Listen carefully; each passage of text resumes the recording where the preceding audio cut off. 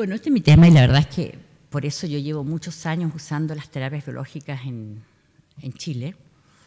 La esclerosis múltiple, esta enfermedad, sí hay hallazgo en la resonancia y sí, para nosotros la resonancia, desde que apareció la resonancia, fue un arma enorme en descubrir si bien antes sabíamos, se pueden ver las lesiones en esclerosis múltiple.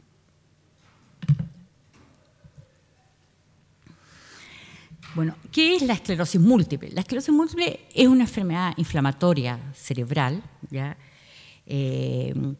Siempre se dice que es una enfermedad neurodegenerativa y de curso crónico. Hoy en día uno puede frenar bastante la parte degenerativa de la enfermedad si uno se inicia precozmente con los tratamientos, ¿ya? Esta es una enfermedad que afecta a la sustancia blanca y que afecta a nivel del sistema nervioso central, ya, cerebro y médula. ¿Por qué se produce? Ya, esta enfermedad en general aparece en gente joven, ¿ya? Empieza a los 20, 25, 30 años la edad que comienza. Obviamente también se pueden describir casos más tardíos, yo tengo pacientes de todas las edades. La esclerosis múltiple, al igual que la migraña, tiene un componente genético, ¿verdad? La esclerosis múltiple tiene un componente genético, pero siempre se ha visto que hay más gente que tiene este factor genético y no todos se les presenta. También hay un factor ambiental que genera, ya, que se gatilla esta enfermedad. Y los factores ambientales, obviamente, se ha ido hacia más pequeños y se ha descrito que los niños que tenían obesidad, o los papás que fumaban, o jóvenes que han tenido baja en la vitamina D, si a eso se gatilla algunos virus, se activa este sistema genético. De los virus que están más relacionados es el virus del MCINTAR, el virus del citomegalovirus. Y esta parte, los genes más el medio ambiente, se genera este fenómeno inflamatorio que en algún momento se gatilla.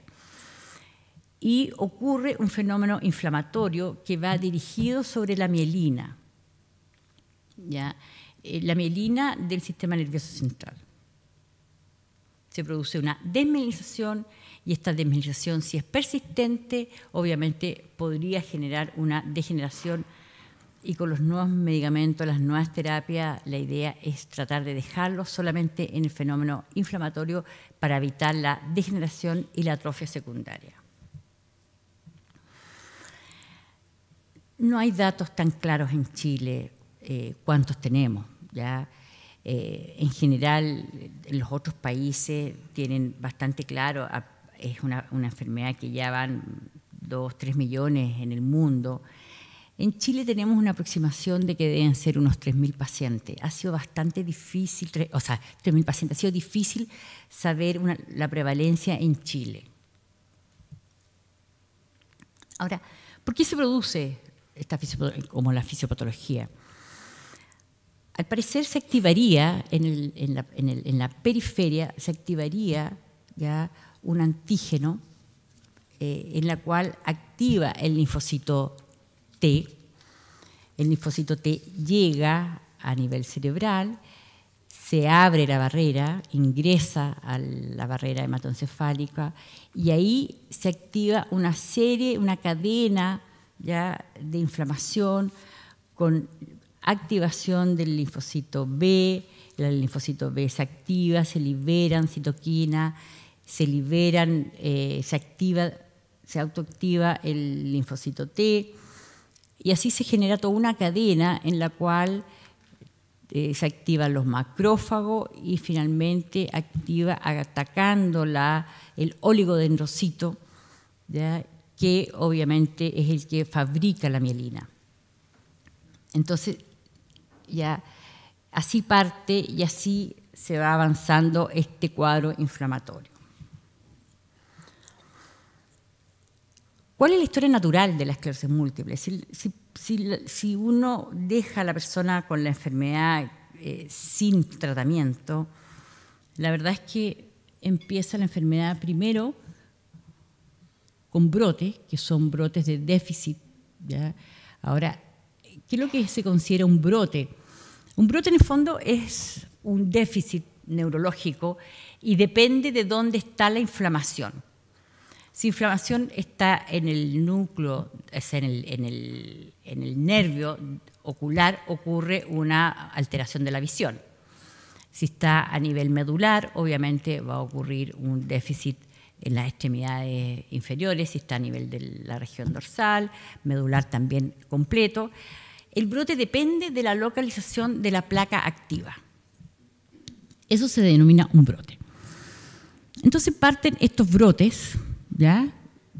Parten al comienzo, son autolimitados. El paciente tiene un déficit, puede ser un déficit sensitivo. Muchas veces uno cuando ya encontró al paciente aquí, uno empieza a preguntar en forma anterior y el paciente dice, sí, yo hace como 4 años tuve un episodio en que se me durmió un brazo, una pierna, pero la verdad no le di mayor importancia, mejoró solo. Hasta que finalmente ocurre un episodio en que es importante y va a consultar, porque es un episodio que realmente puede ser un déficit de un motor o un déficit visual. Entonces, consulta y vienen todos estos episodios. Estos episodios, en el fondo, se tratan con corticoides. Cuando el cuadro tiene un episodio, una inflamación, se usa solumedrol y corticoide para frenar este episodio. A medida que empiezan a tener los episodios, que uno los trata, lo más importante es que si no uno evita estos episodios, ¿ya? Uno empieza a disminuir la reserva cerebral. El cerebro tiene una gran reserva, porque muchas veces cuando uno ve unas imágenes en resonancia, uno ve que hay muchas lesiones cerebrales, y muchas veces el paciente dice, la verdad es que yo nunca he sentido ningún déficit. Y en el fondo el cerebro tiene una gran capacidad de reserva. Y uno lo ve, porque pacientes que han tenido accidentes vasculares pequeñitos, uno dice, uy, se fue recuperando. La verdad es que hay muchas áreas de asociación que pueden hacer la función de una área a otra. Uno no ocupa, y es cierto, siempre se dice que uno no ocupa todo el cerebro. La verdad es que no lo ocupa, porque hay muchas áreas de asociación que pueden hacer la función de otra. Bueno, esa es la capacidad de reserva. Lo primero que se ocupa es la capacidad de reserva. Primero se ocupa la capacidad de reserva y después se ocupa el cerebro. Entonces, si nosotros hemos ocupado la capacidad de reserva, obviamente a los 60 años la gente empieza con trastornos de memoria, ya, que es lo más importante y eso nos ha hecho considerar de estar evaluando constantemente la memoria de los pacientes. Si este cuadro inflamatorio persiste, ya, obviamente cuando desaparece o disminuye la capacidad de reserva, empieza la discapacidad. Y después ya nos disminuye la inflamación y viene lo que llamamos la atrofia, ¿ya? Y aquí empezamos a disminuir el volumen cerebral, empieza a haber una atrofia. Cuando ya estamos acá, ya no hay ningún tratamiento que ayude. Los tratamientos tienen que ser en esta etapa, ¿ya? Para cambiar la historia natural de la enfermedad, hay que actuar precoz. Hay otro tema importante que antes no se sabía. Siempre se pensó que la esclerosis múltiple es solamente la sustancia blanca. Ahora se ha visto que actúa también a nivel cortical, ¿ya?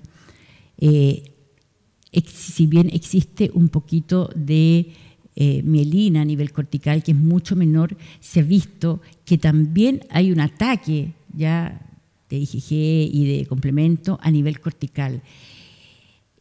La verdad es que cuando se descubrió que esto partía inmediatamente, o sea, ataca la sustancia blanca, que son las que se visualizan en una resonancia, y en la resonancia de 7 Tesla recién se empezaron a evaluar que también había compromiso cortical. Por lo tanto, esto hace que el inicio del tratamiento de la enfermedad tiene que ser mucho más precoz. Apenas aparezca el diagnóstico, tiene que ser tratado porque hay un compromiso cortical. Y obviamente el paciente empieza a quejarse de la memoria, empieza a tener cambios de humor, cambios de personalidad por este compromiso cortical. ¿Ya? Ahora, lo otro que también, que es de estos últimos años, es que se producen a nivel de la meninge, ya se producen unos verdaderos presencias de folículos de folículos de linfocito. El cerebro nunca se pensó que tenía estos pequeños ganglios, podríamos decir, estos pequeños folículos que producían ahí mismo, localmente, anticuerpos. Entonces podríamos hablar que los fenotipos de la enfermedad tenemos una fase que son recurrentes, remitentes, y la fase progresiva. ¿Ya? Cuando la enfermedad, el CIS, es cuando aparece el primer síntoma, ¿ya? Y esto empieza a ser recurrente, van recurrentes remitentes porque tiene un brote, mejora, tiene otro brote, mejora. Esa es la primera etapa, que es la forma remitente. Si esto persiste, obviamente pasamos a la forma progresiva, que ya aquí ya ningún tratamiento responde bien, ¿ya? Y cuando siempre se ha pensado que cuando la primera etapa es silenciosa o subclínica, cuando se presenta puede ser como primaria progresiva. Ahora, recién están apareciendo medicamentos para la secundaria progresiva y también hay medicamentos para la primaria progresiva, porque la verdad es que durante muchos años tuvimos tratamiento para esta etapa, las remitentes, y para las etapas progresivas, la verdad es que no había nada. Están apareciendo medicamentos para esta etapa, que es muy importante porque hay muchos pacientes que ya ha pasado a esta etapa, ya, o van a haber muchos pacientes que esta etapa se la salta porque esto es radiológico nomás, y cuando se presenta ya se partió como una etapa progresiva. Entonces, hablaba yo de la ventana de oportunidades, porque la verdad es que hay que actuar rápidamente. No solamente partir al inicio de la enfermedad, sino que cuando uno se da cuenta precozmente que el inicio de la primera, porque uno siempre parte con los primeros medicamentos, la primera línea de terapia contra la esclerosis múltiple, si no responde a la segunda línea, uno tiene que evaluarlo rápidamente porque tiene que evitar que la enfermedad siga su curso natural. Si sigue la enfermedad su curso natural, va hacia una discapacidad. Pero si uno logra frenar la evolución de la enfermedad y lograr el cambio, hay que pasar rápidamente a modificar el esquema. Uno parte siempre precoz. Primero hay que partir precoz con el tratamiento, y si uno ve que el tratamiento no es respondedor o no frena la enfermedad, uno rápidamente tiene que pasar a las segundas líneas de líneas de tratamiento. ¿Ya? Bueno, vienen muchos medicamentos, ya de aquí, de todos los medicamentos que existen en el mercado, que son muchos medicamentos. Los anticuerpos monoclonales, tenemos no los veo bien, el natalizumab, alemtuzumab, ya locrelizumab, son los medicamentos que vienen, pero en el fondo partieron muchos medicamentos y los anticuerpos monoclonales son los últimos. Vienen muchas terapias en el desarrollo, ya. La verdad es que cada vez que uno va a los congresos, es tanto los medicamentos que están en fase 1, fase 2, fase 3, nosotros siempre estamos esperando que alguna vez ocurra un tratamiento que sea mucho más efectivo o que sea un medicamento que prácticamente frene completamente la enfermedad. Hasta el momento no existe un tratamiento que frene completamente la enfermedad. Los buenos tratamientos siempre, ninguno es 100%. Son buenas terapias, pero ninguno es 100%. Ahora, ¿cómo actúan los medicamentos? Ahora vamos a hablar con respecto a los anticuerpos monoclonales que no ingresan la barrera hematoencefálica. ¿Ya? Actúa evitando que ingrese, el primero que vamos a hablar es el que evita que ingrese el medicamento, el linfocito, que ingrese la barrera hematoencefálica, ¿ya? Estos quedan afuera. Los otros, que son drogas, ingresan la barrera hematoencefálica y los medicamentos biológicos no ingresan. Entonces, el primero que salió, el natalizumab, evitaba y frenaba, cerraba la barrera hematoencefálica, cosa que no ingresara el linfocito, T. Ahora, después cuando se descubrió que dentro de la barrera hematoencefálica, los pacientes con esclerosis múltiple tienen estos folículos en que ellos son capaces de producir anticuerpos dentro de la barrera hematoencefálica, se empezó a actuar también tratando de frenar el linfocito B.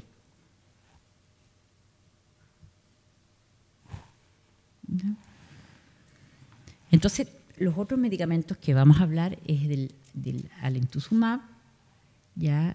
Que actúa sobre el receptor, ¿ya?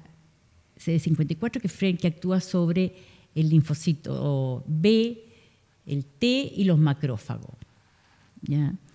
Y los otros que actúan sobre el ocrelizumab y el rituximab, que es muy conocido, que actúan sobre la maduración, que vamos a hablar un poco de la linfocito B. Bueno, esto un poco para mostrar que cada vez esto se pone más complejo. Cuando llega un paciente a la consulta, la verdad es que son tantas las alternativas terapéuticas que uno le puede ofrecer, que es bastante complicado porque uno tiene que buscar el medicamento que mejor, que tenga menos efecto adverso. Uno siempre está tratando de buscar el mejor medicamento para cada paciente. Es bastante complejo. No existe, digo siempre al paciente que sería extraordinario que uno pudiera hacer un examen de sangre y poder decir cuál es el mejor medicamento o cuál es la alternativa del medicamento. Esto es muy personalizado. Cada paciente tiene, podríamos decir, un tratamiento que es de él. Como tenemos la baraja de tantos medicamentos actualmente, uno más o menos sabe los patrones de cómo va a evolucionar el paciente. Tenemos probabilidades de, siempre cuando uno ve a un paciente, hay probabilidades de que la enfermedad sea una enfermedad benigna o hay patrones de que la enfermedad va a ser más compleja. Y cuando la enfermedad uno sabe que va a ser un poco más compleja en el paciente, uno parte con terapias un poco más de segunda línea, más complejo, más eficiente, y cuando la enfermedad es una enfermedad, podríamos decir, benigna, uno parte con medicamentos que son de primera línea. ¿Ya? Aquí un poco lo mismo, ¿ya? El alemtuzumab actúa sobre el receptor CD54, el ocrelizumab y el rituximab, el otro está por salir por el receptor CD20, ¿ya? Y el natalizumab, que evita que ingrese hacia la barrera hematoencefálica. El primer anticuerpo monoclonal que tuvimos en Chile fue el natalizumab, ¿ya? Que va dirigido a un mecanismo específico. Bastante antiguo, fue aprobado el 2004, ¿ya? Nosotros prácticamente empezamos nosotros lo tenemos en Chile prácticamente el 2005. ¿Ya? Es un medicamento, un anticuerpo monoclonal, como les dije yo, humanizado, ¿ya? Es una estructura IG4 y es un inhibidor selectivo de la molécula de adhesión, ¿ya? Se fija a la subunidad alfa-4 integrina, ¿ya? Y esta es la que evita que ingrese la molécula hacia la barrera hematoencefálica y se gatille y active todo el sistema autoinmune. ¿Ya? Lo mismo un poquito, que ya se une al receptor y evita que ingrese para evitar frenar la cadena. Bueno, en la clínica tenemos 50, ya tenemos un poco más, esto fue el año pasado, tenemos ahora 65 pacientes con natalizumab, ¿ya? Y en general es un medicamento muy bueno y siempre se usa como segunda alternativa. Ahí tenemos un paciente, estas son las lesiones que se ven, ¿ya? Estas cositas blancas, captan gadolinio, teníamos al inicio muchas lesiones, ¿ya? Y después del tratamiento, obviamente se limpia completamente en algunos pacientes.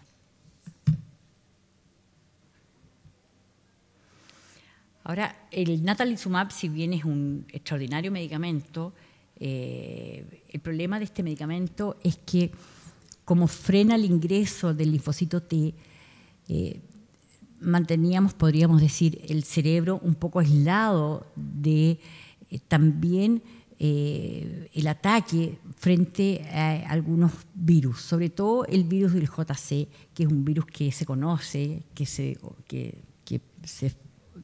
produce y nosotros lo conocemos porque en los pacientes con SIDA se presentaba el virus JC. El virus JC es un virus que es bastante frecuente en la población, prácticamente el 70% de la población lo tiene. Y este virus en general vive en paz, tranquilo, en muchos de nosotros a nivel de los ganglios, ¿ya? Pero si es que el virus muta, teniendo esta como inmunosupresión cerebral, si este virus muta y llega a nivel del cerebro, obviamente es un desastre, porque tenemos frenado el actuar también del linfocito T, que también es parte del sistema nuestro autoinmune. Entonces, el natalizumab se ha usado durante muchos años, pero empezaron a aparecer estos cuadros infecciosos, ¿ya? Entonces, hoy actualmente se efectúa exámenes para determinar el virus. Y si la persona que está con el tratamiento del natalizumab tiene que hacerse cada 6 meses estudios del virus para saber si ha mutado. Si el virus ha mutado, uno tiene que retirar la droga. Entonces, cuando teníamos solamente el natalizumab era muy complejo porque era un medicamento de segunda línea. El problema era que si retirábamos el medicamento, ¿qué usábamos? Por suerte llegaron otras alternativas de anticuerpos monoclonales y medicamentos tan eficaces como el primero. Y llegó el alentuzumab y después llegó el ocrelizumab. ¿Ya? El ocrelizumab actúa sobre los linfocitos B, ¿ya?